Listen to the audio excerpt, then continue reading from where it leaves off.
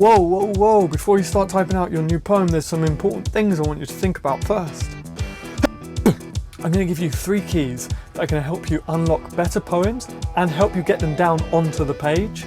And if you stay until the end and walk away from this video and work hard enough, you'll be able to do them without even thinking about it.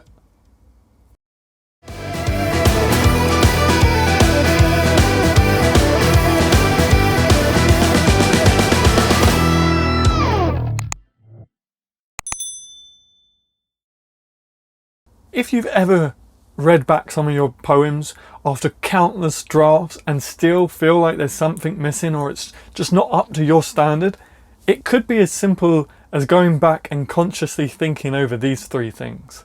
When you go back and then consciously think over the form and structure, the meter and sound, and lastly the goal of the poem. I'm using my hands a lot. I don't know, maybe because I'm on camera, I don't normally talk with my hands.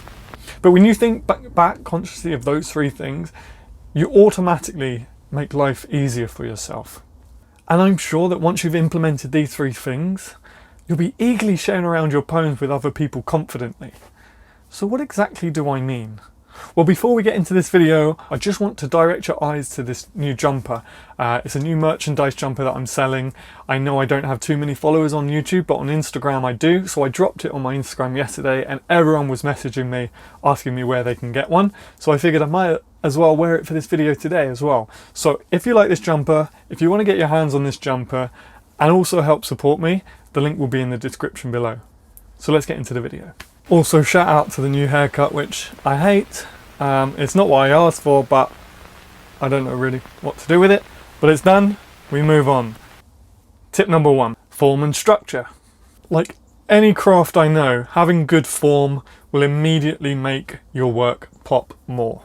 Now, when I say it's good to write in form, I don't want you conjuring up some image in your mind of Victorian upper class biscuit and tea parties or sitting at a table having etiquette lessons. With the formal chap. Look at me. Do I really look like that kind of person? Free verse is also a form, so if that's your thing, you can rest easy. This does apply to you still, but all I'm trying to say is when you sit down to write a poem, decide what form you're going to be writing in. If you decide free verse, that's still a form and that's still okay. That's where you go. I'm going to write free verse. What I'm trying to say is it's a good way to start your poem if you're decisive from the get-go. What kind of poem are you going to sit and write? Is it a trochee, a villanelle, a haiku, a limerick, free verse? All I'm saying is that's a good way to, go. Also, in the same sort of category, what you're going to want to consider is the structure of your poem. And what I mean by that is, what is it going to look like on the page? What lines are going to stretch the page and what lines are going to be short and to the point? Where are you going to put in enjambment?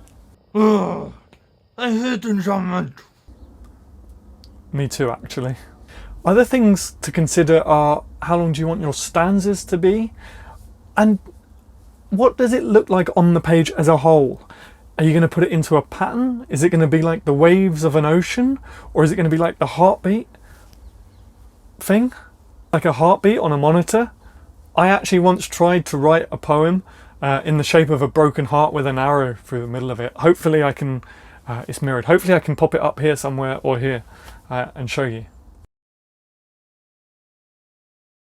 Tip 2, meter and sound, or sound and meter. This is one of the very things that makes poetry separate from prose and short stories. When you're sitting down at your desk, you have to be thinking about how you want your poem to sound. In terms of meter, of course, you have the traditional anapestic, iambic, dactylic, trochaic, spondee, and then free verse. By the way, if you're writing free verse, I still think there's room for meter to help it more impactful. I would regularly read it out to myself if I were you to make sure it still flows nicely, and if you can, add some sort of meter and flow. I just think it will improve the poem. In terms of sound, you want to be throwing in alliteration, assonance, consonants, and different techniques every now and then, just so it sounds nice, so people can smile and it is melodic. If you want, I've already made a poetry for beginners video that goes into detail about alliteration and rhyme, and I'll be making more videos in the future about assonance and consonants, so make sure you subscribe for that. Tip 3. I was trying to wiggle, but yeah, there we go. Oh, that hurts, I can't do it. Anyway, tip 3, goal. Know your goal of the poem. Something that can easily be forgotten when it comes to writing poems is spending the time to sit down and actively, consciously figuring out what is the message, what is the goal of this poem. I don't know if you can hear, but the rain's on its way again, so I have to get through this pretty quickly now. Before typing a single word, you should really be thinking about what this poem is going to say and what you want to convey to your readers. Is there a message? What's the emotion you want people to feel when reading this? What's the emotion you're feeling when writing this? If it's a specific event in your life, why should it be shared? What will this poem say about you? Is there a specific moral that you want to convey? That sort of thing, you know? Okay, so here's the thing. Poetry is a very natural thing.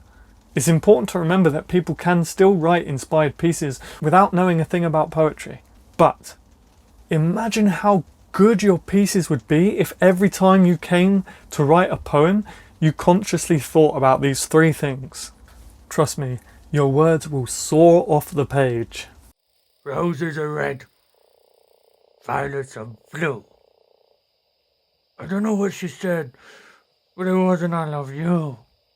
The good news is, if you work hard enough, you will naturally find yourself doing these things without even thinking.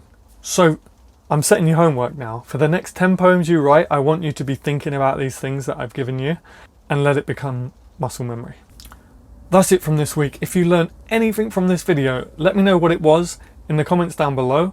Start to really ingrain these techniques by relaying it back to me. Have a think, oh, this is what I learned, and let me know. Don't forget that the link for this jumper, if you like it, will be in the link down below. If you enjoyed the video, hit the like button, show some appreciation, I really like it.